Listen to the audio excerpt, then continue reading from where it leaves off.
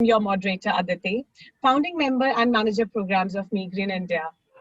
I am an emotional strength coach and an NLP practitioner myself, and I'm honored today to host this esteemed veteran panel on behalf of our organization today. Migraine India is a professional coaching and organizational development consulting firm with a mission of 21st century skill development and career sustenance in the world of work today. Dealing with toxic cultures and office politics.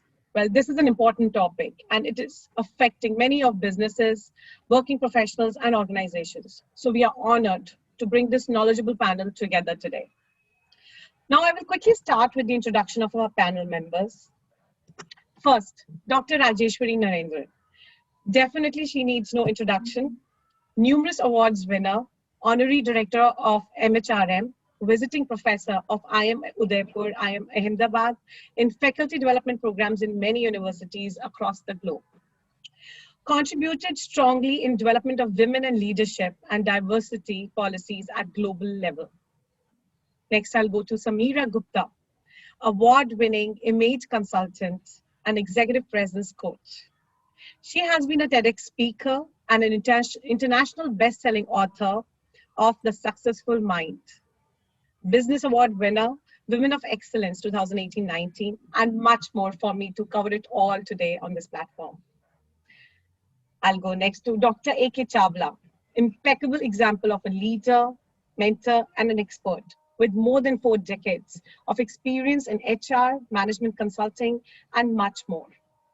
He was branch HR head for North India, global HR head for an industry unit in TCS, Tata Consultancy Services. A well-known published author of many articles and the bestseller fiction, Pandavas, the Tech Warriors. Rolf Harten, an electrifying, cheerful trainer, coach, and NLP master, based out in Germany, founder of Rolf Harten Talent Management Academy, focuses on human change and communication. With over 20 years of experience in training professionals across the globe. Jaspriya Ganda, had a privilege to know her personally. She is an amazing individual, TEDx speaker, coach, and motivational speaker. Holds multidimensional approach with 20 years of experience of working extensively with various organizations. Last but not the least, Trisha Kaushik. I must say, Trisha is a person with a great sense of own identity and a vision. She is a clinical hypnotherapist and a certified therapist in Access Bars. Founder of Anhata, Look Deeper, which aims to help people heal through clinical therapy. Founder and the CEO of Migraine India, Ms. Deepa V. Mukherjee. Recipient of coveted Indian Achievers Award for outstanding professional achievement and contribution to nation building. She's an industry veteran, featured in several media publications, been awarded many times for her contribution to the field of training and development, and recognized as one of the 100 top HR tech minds and most fabulous training and development leaders in India. That's you, Deepa, and over to you. Thank you so much, Aditi. Here we intend to pick some of those pricking issues at our workplace which are still unresolved despite all our efforts. They do hamper our professional journeys as individuals as well as organizations. Second, we want to use this format as a celebration for the unsung warriors of career sustenance, the soft skill specialists. More often, I think in our professional journeys, our success is attributed to our technical skills and qualifications and knowledge. And if at all these soft skills are recognized, they are more so attributed to being natural to the individual rather than the kind of help that they would have received from the kind of specialist support that they might have got, either by way of knowledge sharing that the soft skill experts do, or by way of the training and coaching if someone is fortunate enough to spend time with them in gaining some of these skills. So therefore, the second big thing that the Career Derailer format intends to do is to celebrate this entire profession of trainers and training and coaching, which all of us in this group as panelists share as a common ground. Bring this group together to generate some collective wisdom. You know, the fact that all of us here are going to look at one issue together and with a completely new lens to see what are those missing elements which have left these issues still unresolved at workplace. So that's the typical approach that we will intend to follow throughout all the career derailer sessions that we plan to do on every Thursday. And with that backdrop, I will jump to the topic for today, which is about dealing with toxic cultures and office politics. And we will also notice that with each topic, we will have an associated soft skill that we would have, like in the title today, we have the soft skill association that we've made is called political skill. There is an increasingly new wave of thought which is emerging, which is talking about things like social astuteness, you know, positioning and being politically savvy as being equally important for career growth and sustenance. What we will try and examine here today is that if at all political skill should be considered as a soft skill or not, you know, for to be developed, because the moment we give a sanction to such a skill being promoted, and for organizations and leaders where resources are always going to be limited because organizations are by design rational entities, we are not supposed to be having abundant resources, whether it's a position or the budget to support your employees, it will always be limited. So for them, the monkey is on the shoulder of the individual now. You develop your political skill and then you be ready to you know, grow further in your career path. So for most people, it's like, oh, I don't have that skill, I have to develop. So I'll go to a coach to try and see whether I can. And most of us, and I think many of you might have supported people in trying to say how you network, how you influence, how you do this, and how do you have the right contacts.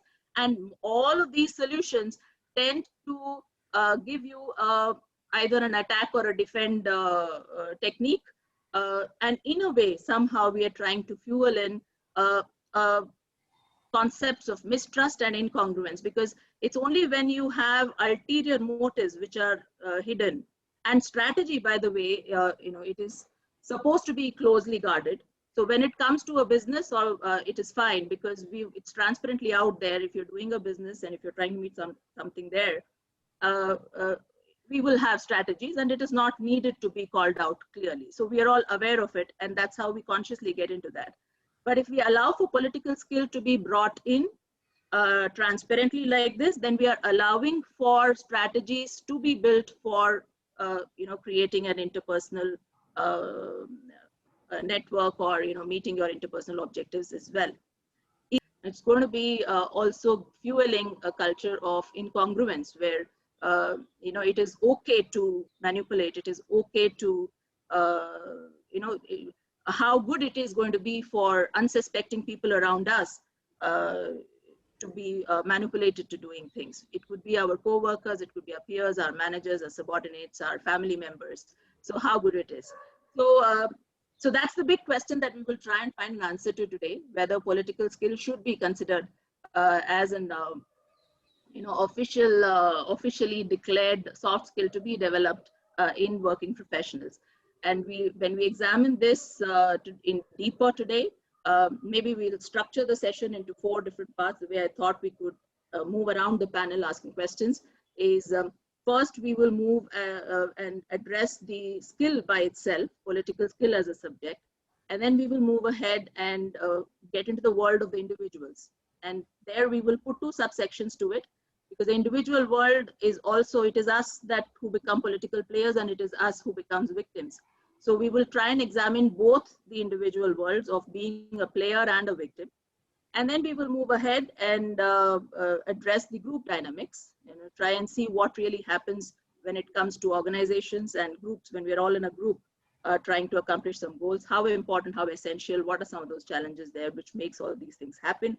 And how do we really need to allow, because we don't know whether you know, some of these are attributed to incompetence of leadership, incapability to be able to understand that there is something that is growing there, And or sometimes it is there is enough literature which says that it is being allowed and sanctioned for, because that's the way it can be. It is easy for them to say that, you know, when you have lesser resources, and with the way things are moving, resources are going to be even scarce. So it's easier for the management and it's easier for organizations to say that only, you know, another criteria for somebody to have to grow, it will be easy for me to distribute my resources. So we will examine the group dynamics, the organizational perspective to the whole aspect. And finally, we will look at the impact. So the first word we're using here is politics. And if you go and look for the Oxford meaning for politics, it talks about activities that are undertaken improve or increase the power or someone's power or status. So the activities are that's what is called politics, and the actors could be the person himself or people around, or as a group we are doing it, but that's what politics is. So we will also look at it that way. And when these activities are carried out in a workplace environment, that's called office politics. So when in our title we are talking about office politics, and toxic culture is when the environment sanctions and rewards and allows for such strategies and such to get implemented at the workplace at the cost of incongruence and manipulative behaviors. So that's how we will interpret these words when we are going through the discussion today, so that we're all on there. It is a dormant state right now. It is in dormant state. We don't see too many programs talking about we will develop political skill for you, or, you know, it's not gone to that level. Yeah. But do you think it is ethical to look at having a strategy, a well called out strategy to meet interpersonal objectives? You know, because when a salesman is come and sell me something, I know that he's selling it to me. It's part of the business, and I know I will have my guards up, and I will know that if there are multiple vendors that are coming to me, I'm going to be looking at all of them, evaluating. Probably I'll have techniques, methods to do my side of the negotiations, and take a conscious call on who I want to work with. So it's declared, it's transparent. But when it comes to strategizing for interpersonal goals, it is undeclared. And with introduction of something like political skill, we are going to declare that it is accepted. So every other person that I'm going to look at, I'm going to suspect that, oh, what is that ulterior motive that he has behind it? And it's going to make our life so difficult. Let me tell Deepa, you know, it's a very interesting subject. You can keep on your prelude itself has gone so deeper into dwelling into, because and even your question when it came, you are putting the background so very well. First of all, let me tell you that, you know, whenever there is a word called political, you know, the image is manipulative. Yeah. So that is where the barrier is coming, the mental barrier is coming. Second thing, you know, in the social network or in a professional network, politics or manipulation is considered to be the dirty word. Let us be very, very open, accept it, that it is considered to be the dirty word. Okay. But let me tell you some very interesting basic facts. Are we not political right from our birth? Are the parents not political with us when they are dealing with us as a children? Like two siblings are there, you are manipulative. When you are nurturing your child, you are manipulative. You know, the reason for politics or, you know, manipulation can be many. It can be the crunch of resources. It can be to favor somebody. It can be the want or my drive to achieve something, or it can be my interest and your interest. Does it go in sync or does it go two ways? You have to, you know, there are so many things into it. Or it can be an ideological rivalry or anything. And most of the time, let us accept that politics is there in our life from the beginning. Everyone has got some degree of politics at their behaviors. It may be less or more. It can be more visible or less visible.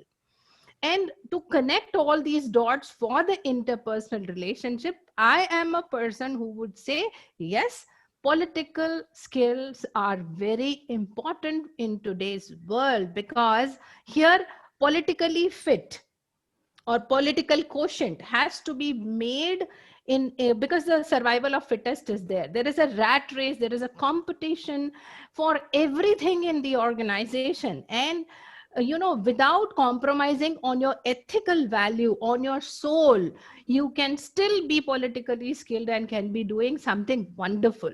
So Aditi, because I really want you to show my grid, which is a very hardcore research which I have done, and it was done in 2006 with a very deep involvement of so many people.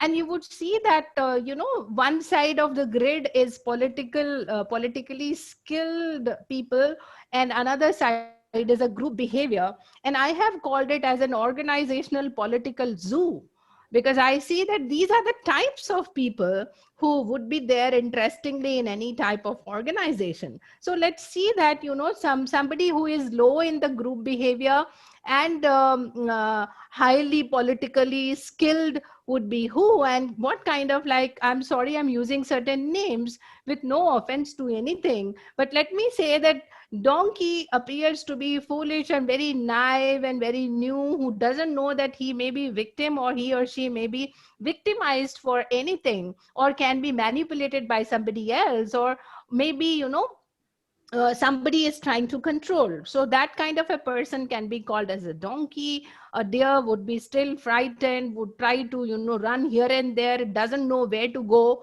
And sometimes he or she is with somebody else, and sometimes just trying to feel secure.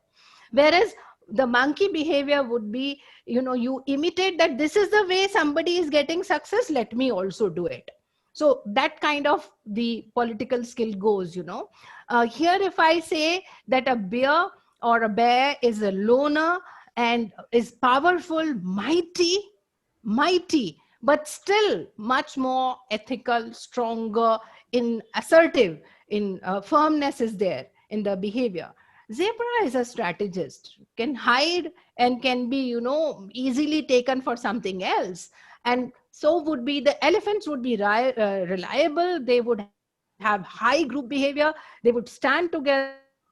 So the kind of, the lobbying would be high. Let us see croc behaviors. Crocodiles or alligators would be, hiding somewhere, and suddenly they would emerge. So their political skills and manipulative behavior are very, very high. But, you can't easily make out whether this person has got that might or not. Hyenas are considered to be opportunist, and they would be, whenever there is, they would salute the rising sun, whatever happens, and they would see that how can I get my share, what is in for me, in anything and everything. They would see what is in for me and how can I grab. And sharks are the wisest of them all, robust, very, very strong. And they know their waters very well, when to do what. They are creative, they are aggressive, and they know that this is what I can do. And politically they are very, very highly skilled. So not to offend anybody, but these are behavior, because that there is an interpersonal relationship, as well as there is a high political skill. So the journey can be from donkey to shark.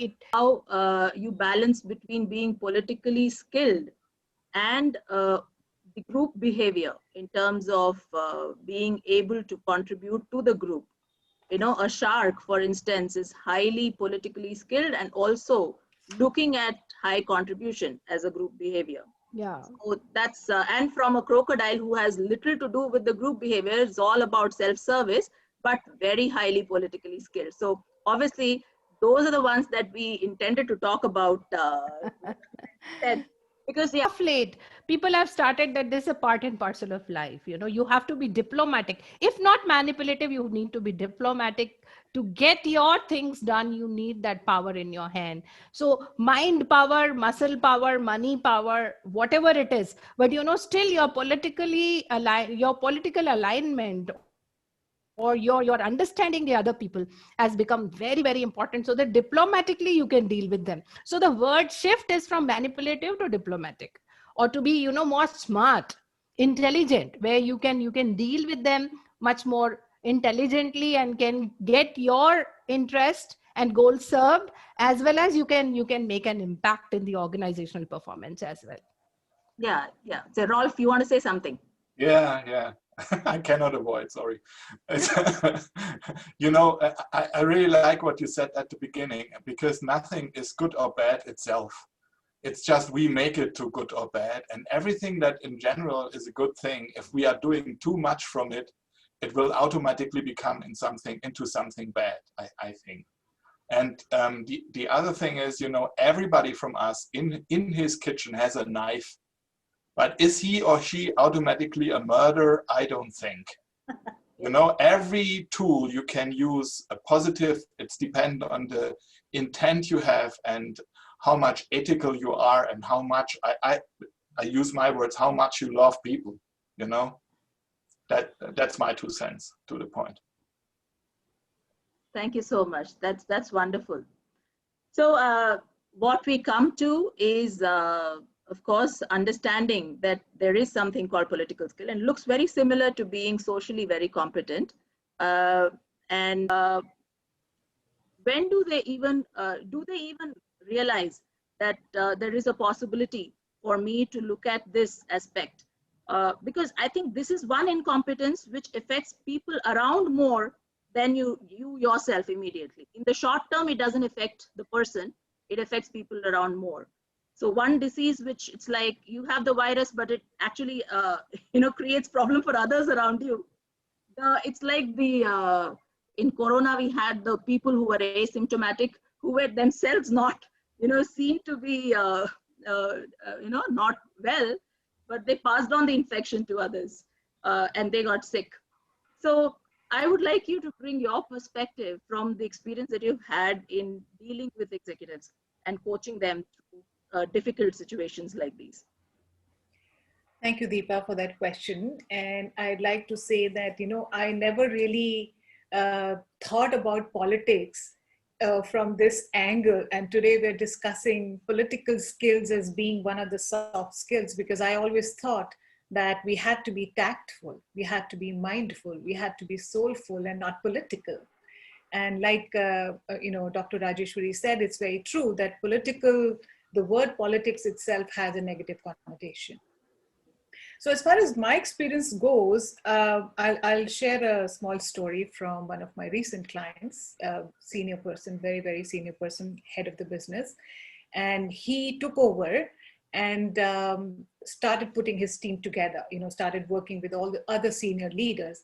And he realized that some of the leaders were not coming around, okay? And they were not aligned with his thought process for taking the organization forward. And I was coaching him, and he would come and say, well, what do I do with these people? They're senior leaders, they've been in the company, and I don't know how to handle it. What do? I don't want to be strict with them. And how do I go about it? So we started talking, and first he thought that he could have each individual should have a coaching session. But then I told him that, it all starts from you. How do you handle yourself in their presence? So don't be the first person to talk. Please hear them out. So it all started with how he had to conduct himself. And he was a political person, but nobody really showed him the mirror. And when we started talking, and he realized that some of the things that he was doing were not right. Putting them down, not listening to them, almost forcing his views on the other team members and things like that.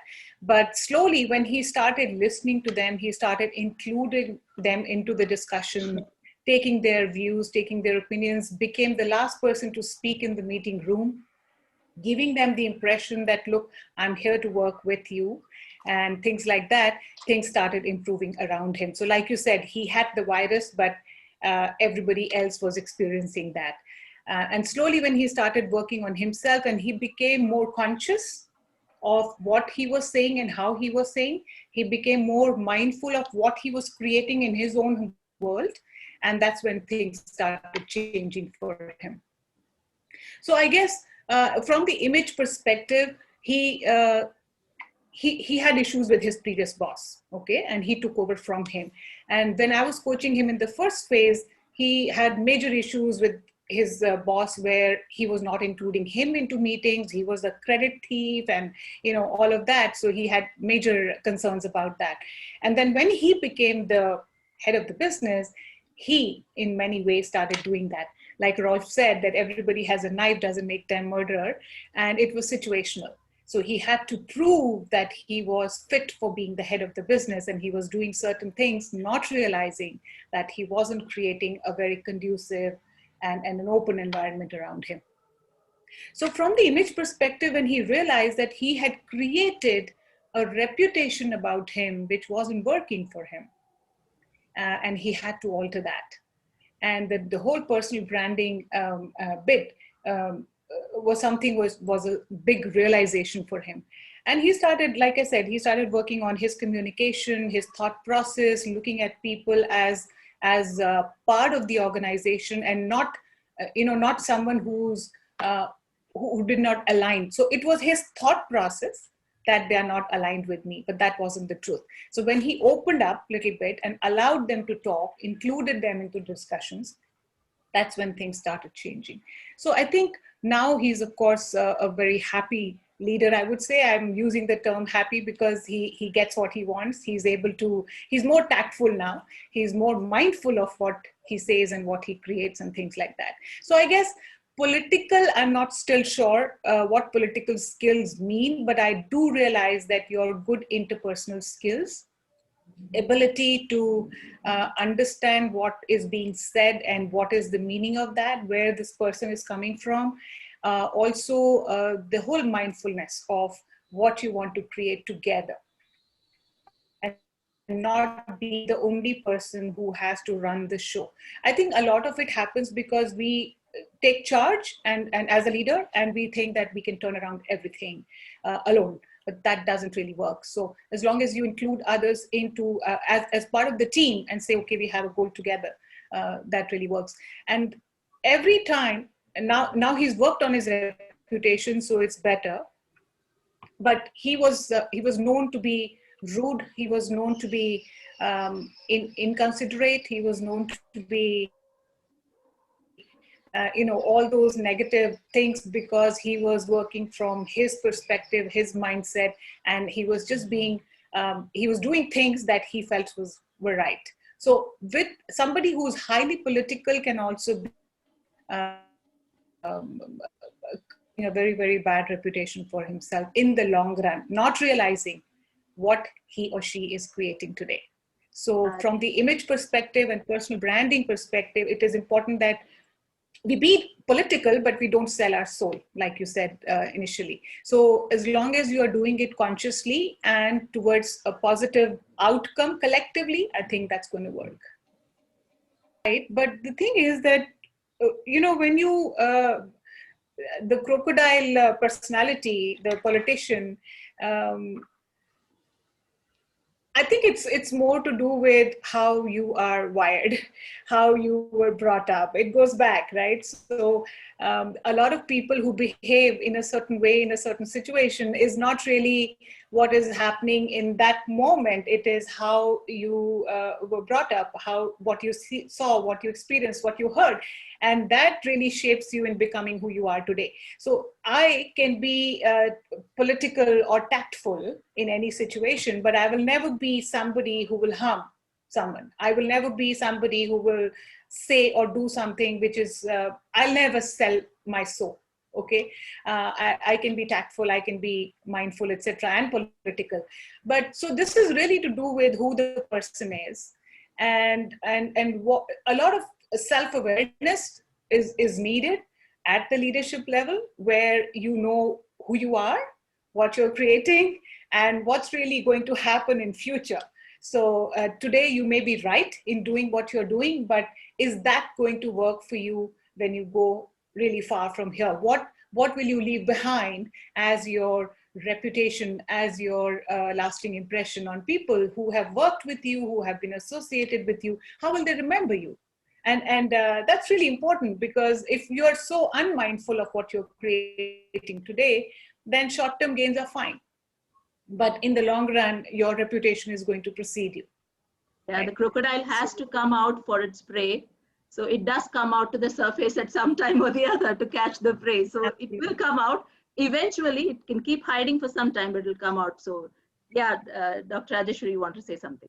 Building upon what Samira said, it's very interesting to see that it is not only group behavior and politically skill. The amount of danger is also you can see in that grid. You know, somebody can harm. So zebra somewhere in middle is not going to harm. And elephants also do not usually harm anybody unless otherwise there is a lot of something wrong being happened to them, you know. So that way, but so the middle path, if you see, you would see even the degrees of danger somebody can be to somebody. This just one Subsection of the individual's world, and which is the victim world. You know, most often people touch this subject of office politics and they associate it with a victimization experience for themselves. Most to Jaspriya, who's an emotional strength coach, is to go a little deeper on the world of the victim. You know, how do I prevent getting into a state of victim in my mind? And if at all I end up getting there, how do I leverage, you know, what role does an emotional intelligence have in this whole? We know of the fact that emotional intelligence really plays a big role in accepting the state of being victimized. So from your experience of getting deep into the subject of emotional intelligence, could you share your perspective on what really is can be done to not enter a victim state, and if at all you are there, how do you come out of it? Okay. Thank you, Deepa. And this has been a very interesting conversation so far. And talking about being in a victim mindset, well, I think that's the easiest mindset to get into. So even if I look at the example that Samira shared of the leader who was, in session with Samira to get support on how to handle, his direct reports to come around and, be in sync with his thought process. So at some level, he's also operating in a victim mindset that, people are not listening to me. So this is the easiest mindset to get into because we don't want to take ownership of where we stand. We want to externalize what we're feeling. As you rightly mentioned, emotional intelligence is a very important component, and not just when it comes to dealing with victim mindset, but it is a very important aspect when it comes to, attaining positive outcomes, not just in your personal but professional space as well. And toxic work cultures are again a place where emotional intelligence plays a very significant role. I will start with the fact that, to avoid getting into a victim mindset, what is most important is self-awareness. That is where the journey has to begin. The issue is that most of the organizations that we see around us, they really focus a lot on soft skills, and they obviously focus on functional and technical skills, but emotional intelligence does not really directly come into play in most of the organizations. We really don't consider that as part of the evaluation criteria. And that, leaders should become self-aware so that they know what kind of legacy they want to leave behind. I would actually step further, and I say that even when it is where your self-intelligence levels need to happen, so that you are aware of where you stand, what are the areas that you need to work on when it comes to self-awareness, self-management, and your social astuteness or social awareness, because that is where the journey starts. The change cannot happen overnight. So self-awareness of where you are right now helps you to start working on the aspects of your emotional fortification, which will help you to, avoid falling into the victim trap. However, like I said, it is easy to fall into the victim mindset because that's the easiest way to cope up with what or accept what is happening around you. That realization also has to happen first of all. So if that realization happens, then there are a lot of things that a person can do to come out of it, or at least manage it in a better way. So the first thing that a person needs to realize when they think that they're falling into that trap is to take a step back and view the situation objectively. Because at times what's happened, and like you started the conversation by saying that let's just agree on the meaning of what we are going to discuss. So any situation can be viewed from the victim's perspective and also the supposedly the perpetrator's perspective. So first of all, you need to have some sort of objectivity on the situation. That is it really a situation where you are getting victimized, or is it because of certain pre-existing mindsets, you are viewing this as a situation where you're getting victimized. So that is one thing. And then once you do that, then you move on to the next stages of developing certain skills or competencies that help you to deal with these situations a little better. So your communication skills obviously make a lot of important role, because you need to learn to express your emotions. So just feeling victimized is not going to help you. You need to learn to express what you're feeling, address it with a person who makes you feel victimized, and get clarity, have transparency around it, because unless you're addressing it, there is no way that you can resolve it.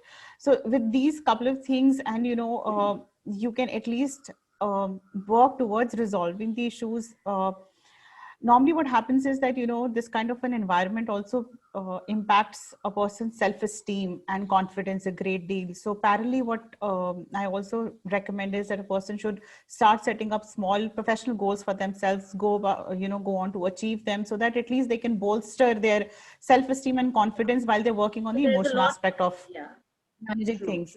Yeah, so there's a lot that goes into handling that victim mindset, and emotional intelligence definitely is a very, very important aspect to it. So as we said, that it's only when we think we have been victimized, if the person thinks, if the individual thinks and accepts and believes that it's got victimized, is when the victim state comes into play. Otherwise, you can govern, you can be intelligent enough to understand that the situation is external to us, but the way I take it and the way I deal with it is completely in my hands. And that's what emotional intelligence really teaches. And we do the third phase of our discussion, which is on group dynamics. So Rolf, you are a talent management guru, and I would say that your clientele goes all across the globe. You have individuals and organizations that you've supported with as a coach, as a consultant. And I know that you are a big advocate of emotional connect. That's something that you've been advocating for years now. So with all the conversation that has happened so far, there's one thing which is clearly coming, and I'll pick it from what I left at the skill level, where we are still on the zone where we are saying it must be looked at as a skill. But there is still this question about the fact that if we allow this, are we not giving rise to a situation where we are fueling in more incongruence and more mistrust into the society? How do you think should we address this as an objective issue and not let trust erode from our world? How do you think that what can be a solution to looking at it very objectively with a new lens and finding a solution which is more sustainable? Because all of these quick fixes that we are trying to look at are more short-term solutions, I would say, both for individuals as well as for organizations. So in your opinion, what can be looked at and at the individual and organizational level to look at a sustainable solution to this? You'd unmute yourself, Rolf. Yes, thank you very much for the introduction.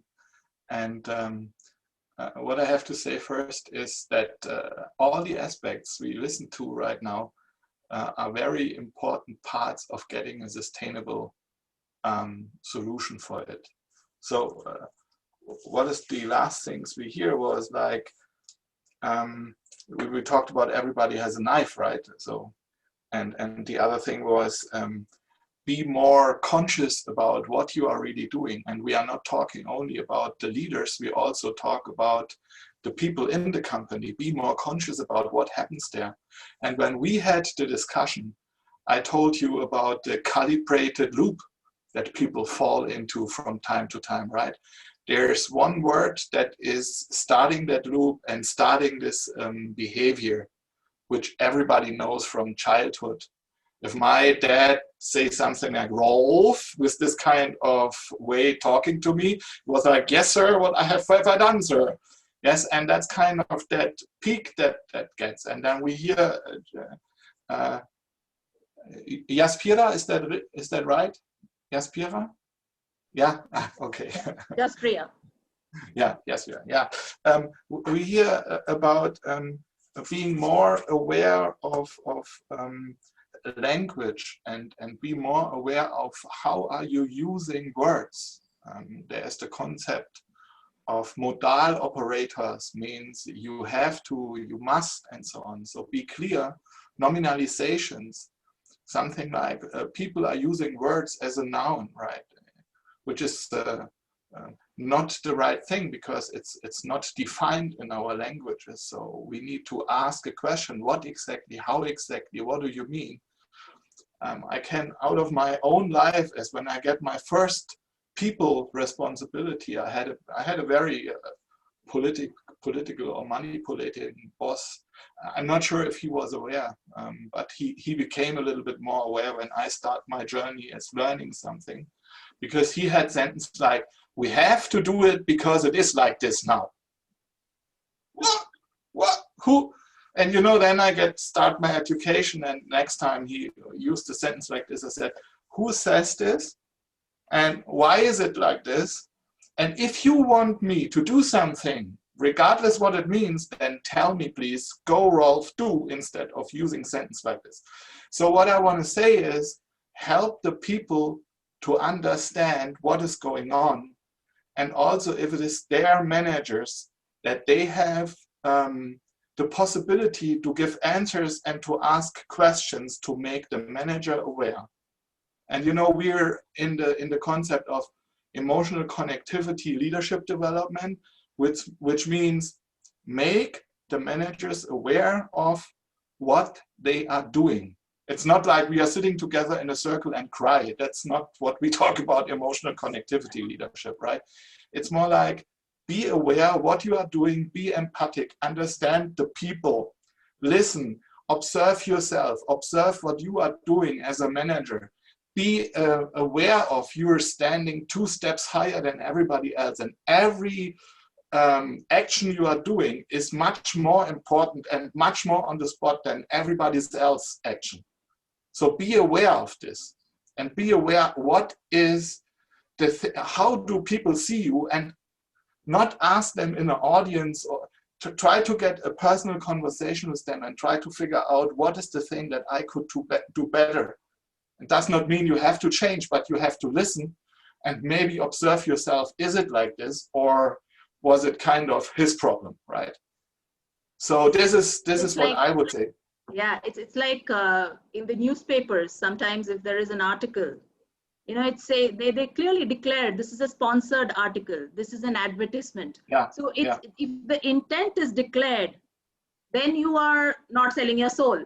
You know that you are wanting to figure out, you're declaring, this is what I attempt to do, this is what I intend to do, I want you to accomplish this, because this is the ultimate goal that we're trying to reach, and that's probably the reason. So I don't have an ulterior motive which is hidden, but it is declared, you know. So in a way, we can protect by creating a culture of transparency and congruence, where what we have inside as an agenda is declared.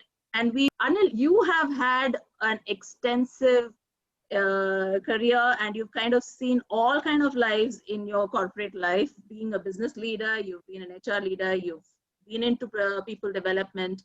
and there are various kinds of roles that you have seen, and you've seen the organization from different dimensions in your professional life. So in continuation with what we discussed in the group dynamics in terms of bringing in transparency as one of the solutions to sustainability in terms of the solution that we are looking to this problem, my question to you is, what have you observed as the organizational perspective to this? You know, what really allows for toxic cultures to germinate? You know, what is the, in your perspective, you know, what are the challenges that, what is that world there of the organization which allows for toxic cultures to germinate? And if it does grow, what is the impact for the organization in the short? Now, it's very easy to, I would say it is another kind of skill. And in the organizations, if you break down the political skills into its various components, all those skills, each and every one without an exception, is required. You need to be able to exert influence on others, get things done. You are a good communicator. Like that, if you just break down Oxford or whichever meaning of political skills, you will need those in the organization. What matters, or what is the point where it starts getting a dark shade, is, do ends justify the means?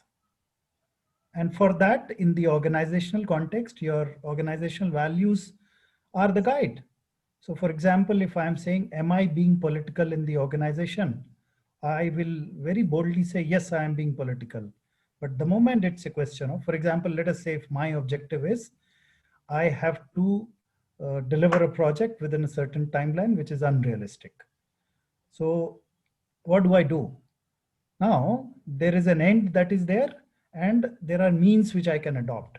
The moment the means that I adopt are in conflict with organizational values, that is when it becomes a dirty word.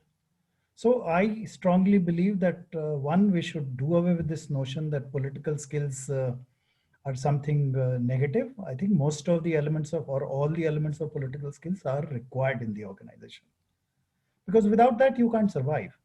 And gone are the days when people used to think that technical skills are important. Yes, those are important.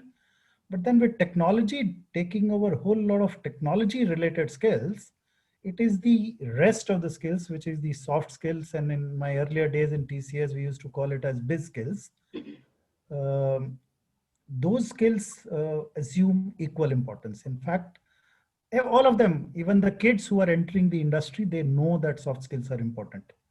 However, the institute they come from, the learning that they have got in their schools and colleges, that doesn't equip them adequately to take care of the soft skills aspect. So organizations spend huge amount of time and resources and money to develop those skills. So this changed frame of reference that political skills are required. There's absolutely no element of doubt in my mind. Now, what is it that that the organization needs to do to ensure that ends do not justify the means? Okay, ends do not justify the means. And I will start with the first and foremost thing for me is the organization values. And these values don't emerge overnight. They are, I think they are a product of years of, for example, if you look at Tata Group, the Tata Group values have evolved over a period of 100+ years. Level, living the values is the most important thing. Second is fairness and transparency, which of course a bit of it flows from the values itself.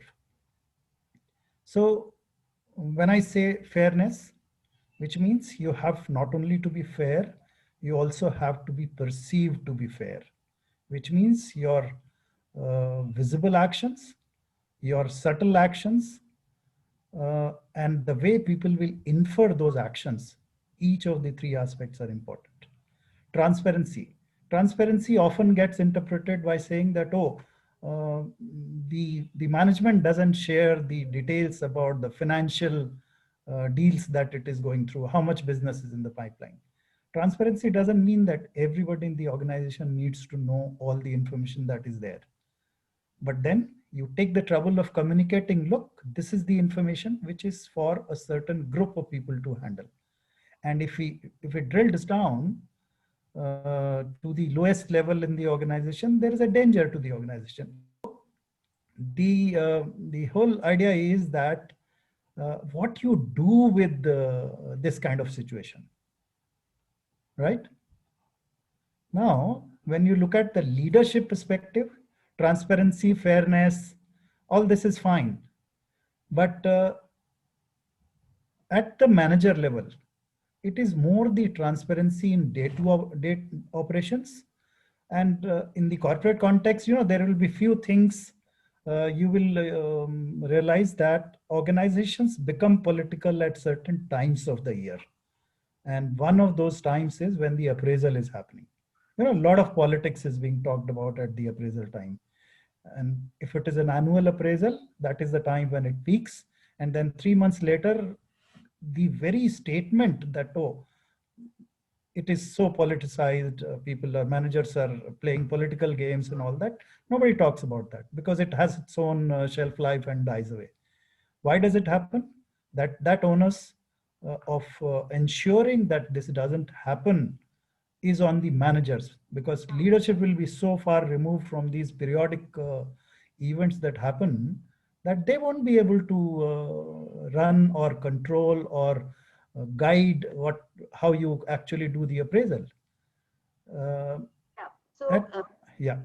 So what clearly is coming through, Anil, is that I think all of us are saying the same things. It's just that the word political skill is something that we've used as a soft skill, and it just kind of resonates with social competence big time, because all the components of political skill are to do with how effective you are in a social group. Whether ends justify the means. The point that I want to add here is, in the organizational context, in the corporate context, it is important to understand, absorb, and adopt that it is a zero-sum game. It is not, it is a positive sum game. It's not a zero-sum game. A manager cannot think, a manager cannot think that, well, I have my self-interest at the top and the team will still do good. Absolutely. Even in what Anil is saying, it's only talking about incongruence, whether it is a justified means to reach an unjustified end or an unjustified means to reach a justified end. When the two are not congruent, then we give rise to the dark side of what is so often called as the office politics. So thank you so much for sharing that perspective, Anil. Now, quickly moving to the last phase of this discussion, which is the impact. We've looking at the ethical line not getting crossed and allowing for toxic cultures to dominate, where the organizational reputation also is at stake. It can, if you're not able to keep your employees happy, it's also going to go out and impact your business and customer in the long run. So there has to be the leadership team as well as the line managers who have a big role to play in making this a healthier aspect within the organization. But I would like to touch upon the extreme ends to this subject. There are situations that we've seen where people have got to the state of depression and suicides because of not being able to handle. A lot of it is talked about. This is of their incompetence, of course, but there was a possibility, there was an opportunity for them to find a solution. But at the same time, the loss of this kind is not worth allowing for such cultures to be around in the society, of losing a life. I think that is the time when it looks to be something which is not so good for the society in the long run.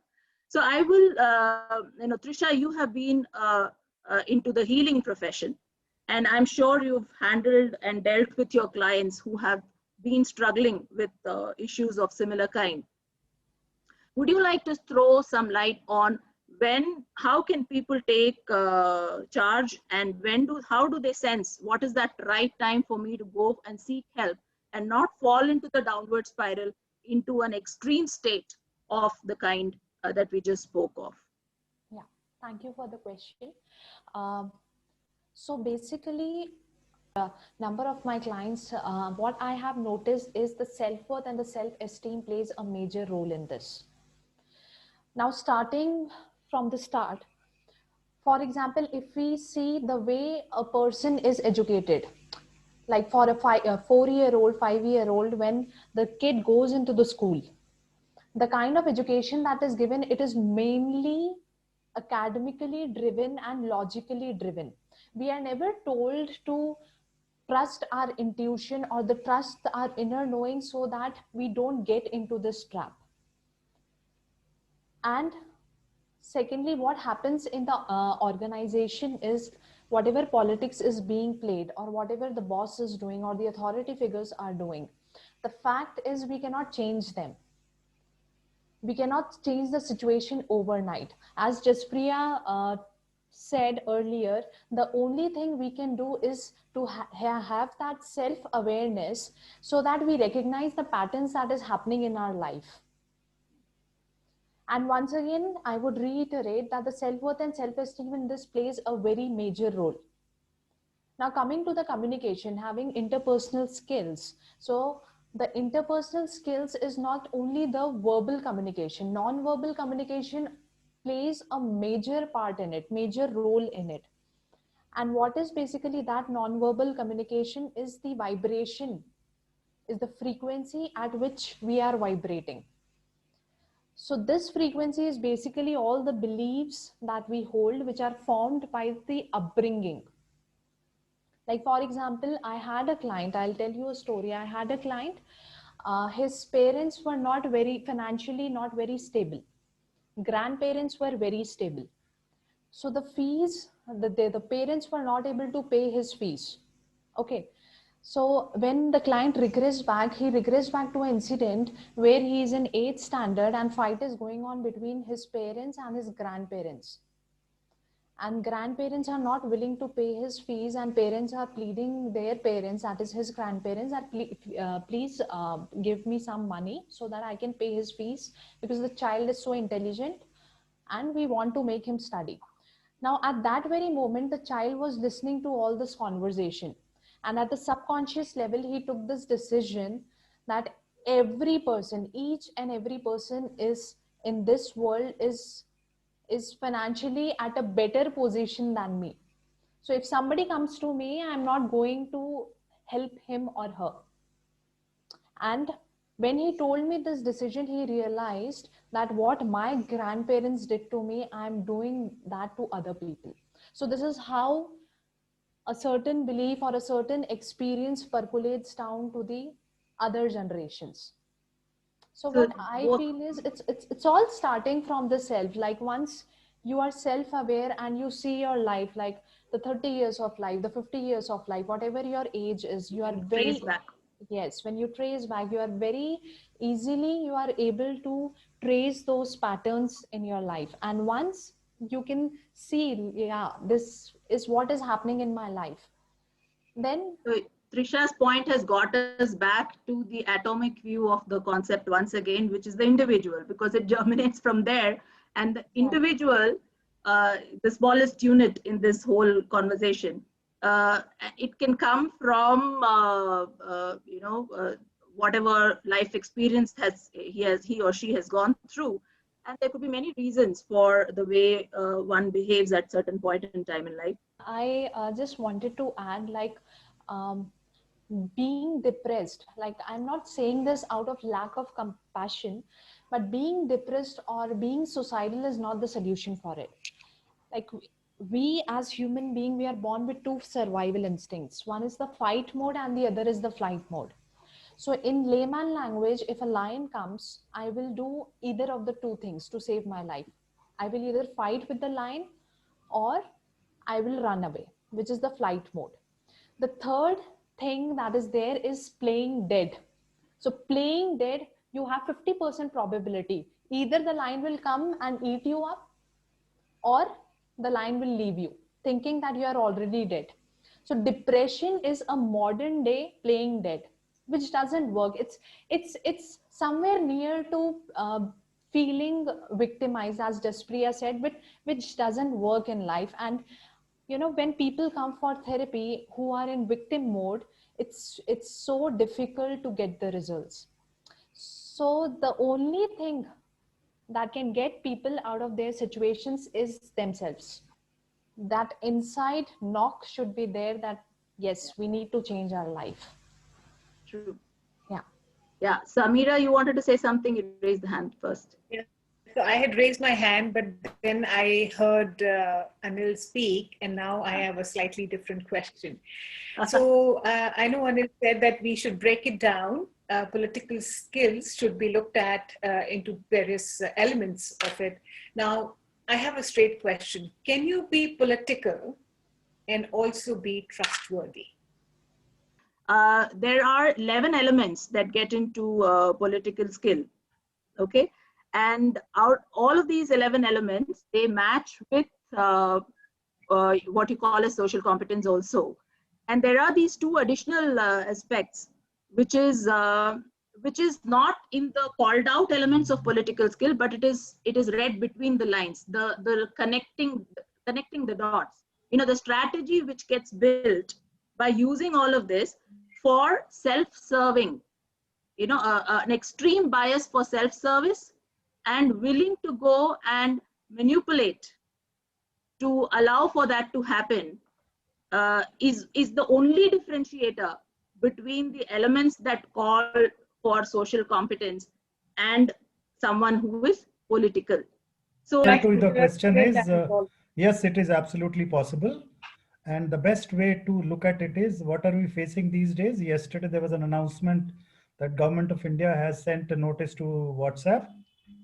So in between the conversation, at some stage, Deepa mentioned about that small print or the disclaimer. The moment you get into this small print or disclaimer mode, the being trustworthy gets into a question mark. Yeah. So right.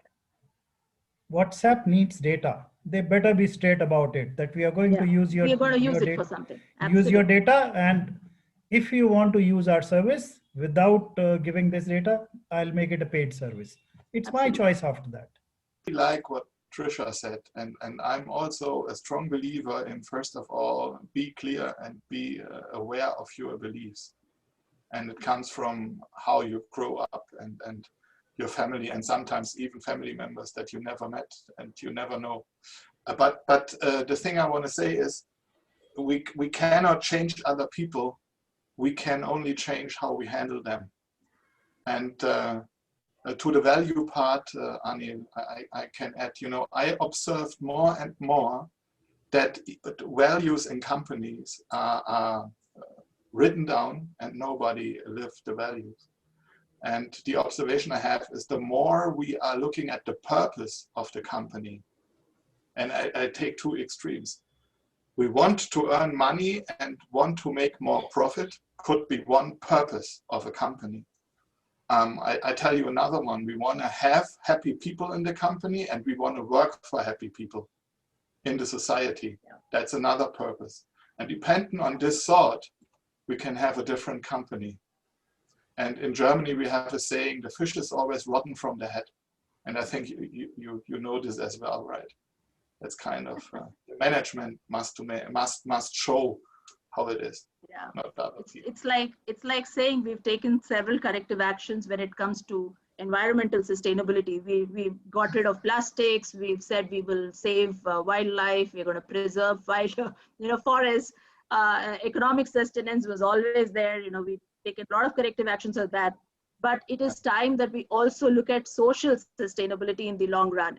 Are these short-term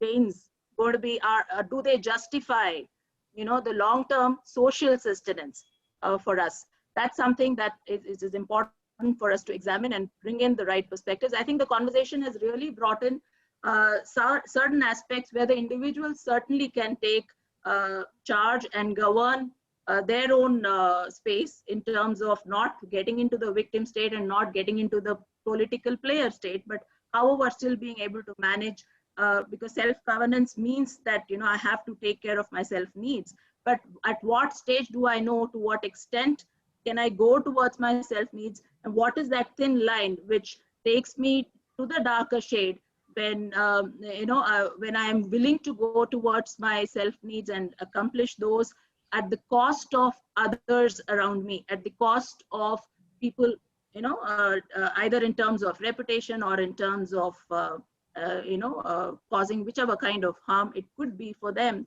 So that is where the individual aspect of self-governance is, which is very clearly coming out, and it is an incompetence both for political players, and it's an incompetence for victims. We need, when we say socially competent, we are looking at people who are able to deal with both of these aspects, which can come into our lives at different times. And we can, like Samira mentioned, that it is about the situation.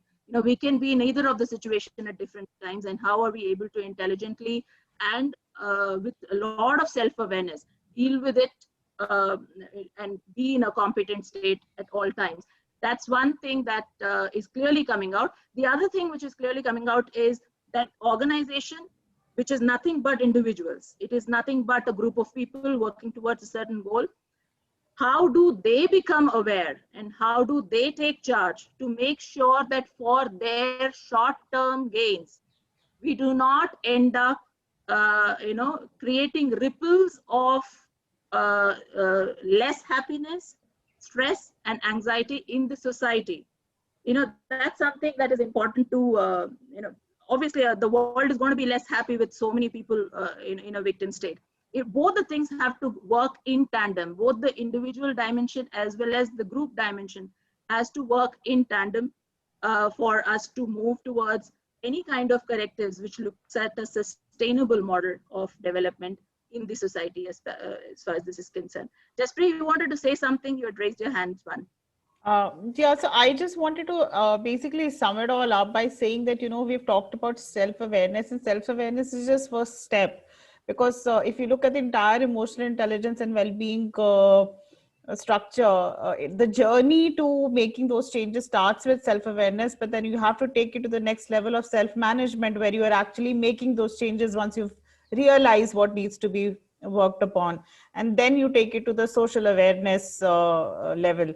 That is where, your personal goals become synchronized with the collective well-being of the group that you're a part of. And that is where I think, and that's how I think the trust, and the trust is, the trust that we talk about is a two-way street.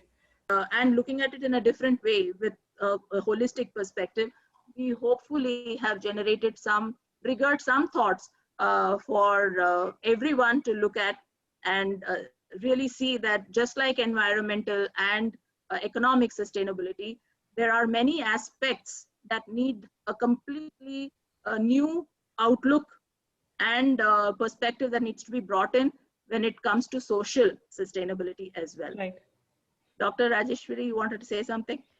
Yeah, Deepa, thank you for the three-layered strategies I am looking at now.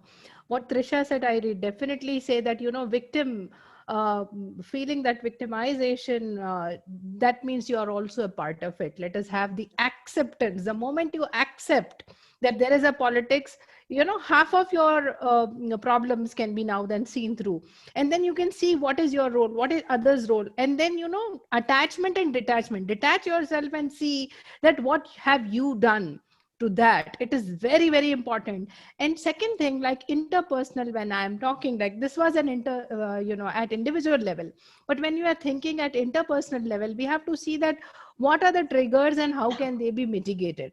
Hopefully what we've generated today in the group discussion is going to be of use for people as individuals as well as organizations to look at things in a completely different point of view.